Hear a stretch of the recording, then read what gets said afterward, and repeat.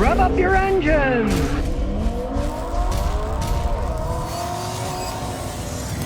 Toyota sells millions of Toyota Tacomas in the United States. They far outsell the Ford Rangers. And why? Because they last so long. You might remember this one from years ago. I bought it, fixed some of it up, and then sent it to my son. And he's been driving it for years. The thing's run forever. Check it out. It still looks good. Sure, it's dirty, but the bed still works. The trunk still comes down and goes back up and latches, unlike GM products. And check it out. Look at that bumper. If you remember years ago, I bought him one of these Chinese-made bumpers. Look at it. It still looks fantastic. And the interior's still in good shape. Pretty much how I sold it to him. A lot dirtier. Still has a cigarette burn hole that the previous owner put in. It's still a solid truck. You can hear that door? Let's see if it starts up. He doesn't use it much anymore. Typical Toyota. Starts right up. Now granted, this is just a baby. It's only got 152,000 miles on it. And listen to this thing, it still runs good. Sure, it's all corroded under here. There's a reason for that. I got the car from an auction. Turns out it came from Massachusetts and on the Atlantic Ocean. So, you can see all the superficial corrosion on the aluminum parts. Doesn't mean anything. It still runs. And as you can see inside, it's got a 5-speed transmission. These things are bulletproof. Now yes, it's not a race truck. Relatively slow. Not particularly good gas mileage for a little truck. Mind you, it gets 25 miles a gallon on the highway when you're in 5th gear. If you're going 60 miles an hour, there's nothing wrong with that in a little bitty pickup truck. And I like them because that's what they are. A little bitty pickup truck. This is 98. You look at the new ones, they're getting gigantic now. They're not little pickup trucks anymore. A lot of people like a little pickup truck. They don't want a big giant one. That bed's big enough to haul stuff. You can fit quite a bunch of things in here. Hey, there's plenty of room. Everything on it still works.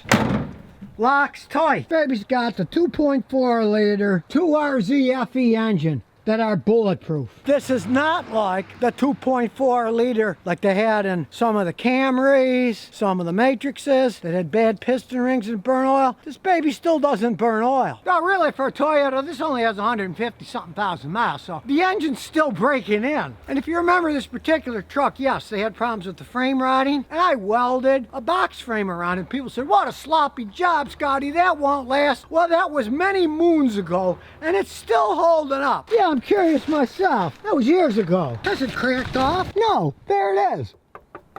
Is that solid steel? Yes, that's solid steel.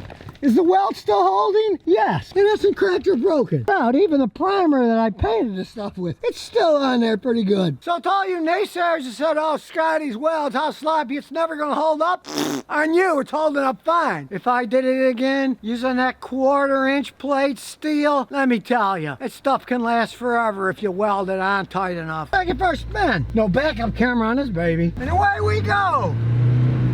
Still shifts like a dream. Doesn't ride all that bad. Got a reasonable amount of pickup still. Still a nice driving truck. Like I say, it's no race truck. It gets 25 miles a gallon on the highway. What more can you ask for a truck that I got for almost nothing? And I gave it to my son years ago. Check it out, the turn signals still work. Still has a pretty smooth ride. You know, I wouldn't think twice about driving this thing to California. They're just so solid built. Even the brakes still work perfectly fine. And listen, they don't even squeak as old as they are. And check it out if you want. You can turn the passenger airbag on, or you can turn it off if you have small people in there and you're worried. It still works. Now sure, this is an old truck, but it doesn't run or ride like an old truck, and it is new technology, because look under the hood. Check it out. It still has distributorless ignition. There's no distributor. It's got electronic fuel injection in it. It's got fuel injectors on it. It's not a carbureted one where you got to worry about rebuilding an old carburetor. You can get parts for it anywhere. Alternator goes out. I could drive 3 miles down the street to an O'Reilly's. They got an alternator in stock that fits this thing for about $100. It's not expensive to fix these things, and with the working room, they're simple and fun. Spark plugs just pop right out. Air filters right here. Everything is simple to get to. Brake master cylinder right in the open. Fuse box right here. Everything is simple and easy to get to. Not that you have to do much with these, because they don't break down much, but brakes, whatever, you can get parts for them. It's no problem. You can get them dirt cheap too.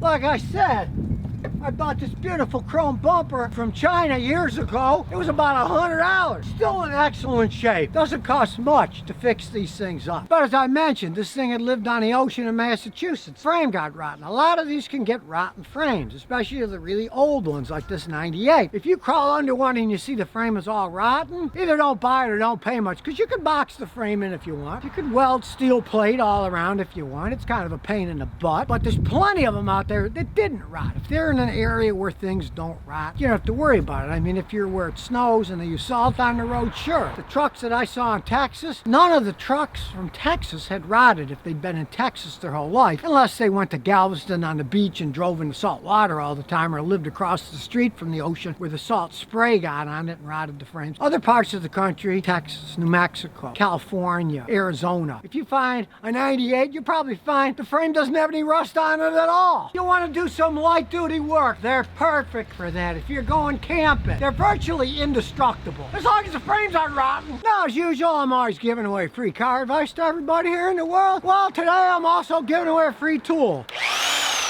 Nice electric impact wrench. They're very handy for taking tires and hard to get apart things on your car. Hey, you can even use it on your sink if you got a real problem. To have a chance to win, place a clean, non-offensive comment on the YouTube comments below, and a winner will be chosen randomly by computer to get a very nice electric impact wrench, so you can take your car apart instead of paying somebody $140 an hour to do the same thing. And here's some bonus questions and answers. Drum J says, why is Scotty not covering this? Honda recalls over 628,000 vehicles for fuel pump issue. Well, the reason I'm not covering it is because I was driving to Rhode Island from Tennessee and visiting my 94-year-old mother in Buffalo. Now I'm here and I'm talking about it. Realize that both Toyota and Honda don't make their own fuel pumps. They get them from like Nipodenso. That's the problem. They all bought them from the same company that had problems when they built them. So yes, Honda had to recall 628,000 vehicles because of the same fuel pumps. The Toyota problem was. You want to see if your car's covered, you know, just go to the National Highway Traffic Safety Association.org website, put in your VIN number, it'll tell you whether your car's covered enough. See, this is one problem with the Japanese cars, is Japanese cars, they were never like Ford Motor Company where, hey, I build everything. No, they didn't build everything. They buy it from many subcontractors. So both Toyota and Honda, they're buying fuel pumps from the same company. Toyota and Honda, they don't make their own air conditioners. They use Nipodenso, they use various companies over the years. So if there's a problem, a lot of the same manufacturers will have the same problem because they're not making their fuel pumps. They're not making their brake pads. They're not making their alternators. They're buying it from other companies. So if there's one problem, it's going to pass the whole way through. Take four-wheel drive vehicles. Here in the United States, the transfer cases that allow them to transfer the two-wheel drive to four-wheel drive, they're all made in the East Coast of the United States. And when there was a problem in that factory, Ford, Toyota, all kinds of people couldn't build four-wheel drive vehicles of certain sorts because they all buy them from the same place. So everything is intermeshed these days. Drum L says, I have low brake pedal on a 2004 Lincoln Town car. My brakes seem fine, but they go lower. My mechanic says it's okay, but I'm worried. As cars age, it's an old car, you get more slack. Of course, you want to take off all the wheels. You want to make sure there's no leaks. You want to make sure the brakes are all tight and they're not loose. In the olden days, the back drum brakes would wear and sometimes they wouldn't adjust right and you had to readjust them. But normally, if your mechanic did a good job and said, no, there's no leak, probably your brake master cylinders are a little bit low. If you're worried, you might just replace the brake master cylinders, because the only things that really make them go lower is the master cylinders wearing out, but they stop okay, that'll do it. Or if your brake booster's getting a little bit weak, it might go a little bit lower. But your mechanics kind of tell you the truth. Since it's what, a 17-year-old car, soon to be 18 years old, you might live with it as long as it feels good. Now here's what you want to worry about. Let's say they get low and you come to a stop sign, but then they go all the way to the floor and the car starts moving, then you have a problem, you want to fix it. But I kind of agree with him that if it goes lower but it still stops perfectly fine, you might just live with a car that's that old. Jeff says, hey Scotty, my buddy's working on a security decal in the Middle East. He's wondering what he could do to enhance the performance and horsepower in a 2011 Chevy Tahoe with automatic transmission. It's armor plated too. He didn't want to take the armor plating off because he wants security. Those things are dogs to begin with. You put armor plating on it, they're even bigger dogs. I mean, if there's anybody out there knows what he's doing, the best thing is just put a supercharger on it. That bolts on.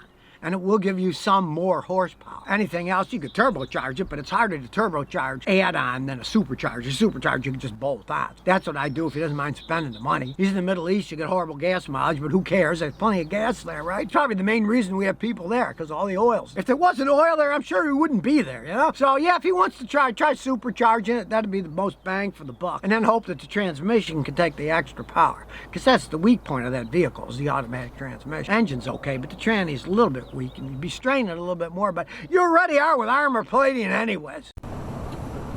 So if you never want to miss another one of my new car repair videos, remember to ring that bell.